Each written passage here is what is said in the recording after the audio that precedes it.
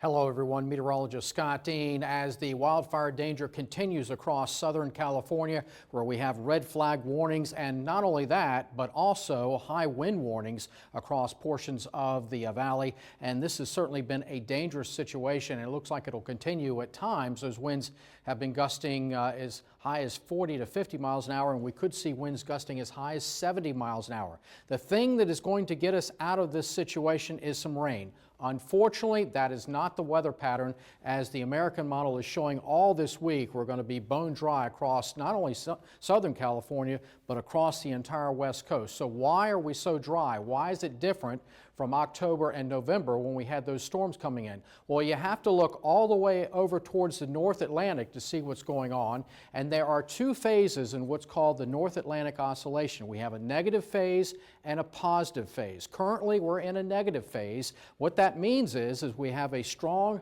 high pressure system in the North Atlantic that is acting as a blocking system that is forcing a trough to build down the east coast of the United States. That has allowed this Arctic air to push southward. If you look farther upstream towards the west coast, we start to see a ridge building, and that ridge has been responsible for keeping the storm track well to the north up in Canada and keeping the west coast dry. And unfortunately, it doesn't look like that's going to change. Now, the other phase of this is the positive phase, and that is a flip-flop in the pattern where you have the high replaced by a strong low, and that forces the jet stream farther to the south and keeps the Arctic air farther to the north and keeps the east coast warmer, and also, in many cases, it can be more quiet with the storm track farther to the north. Now, if we look over towards the west coast, you can see a totally different pattern with an upper level low and also a surface low over the Aleutian Islands, and this forces the jet stream farther to the south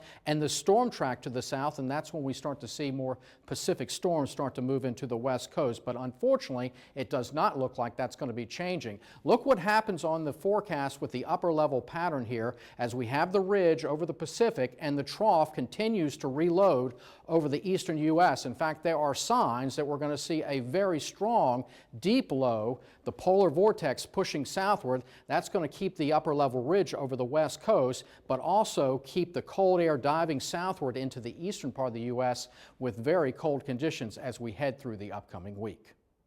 Thanks for watching our YouTube channel. For more stories in your community, click the subscribe button here. You can also download the Spectrum News app or watch us on TV for the latest information, balanced coverage, weather updates every 10 minutes, and more. We'll see you then.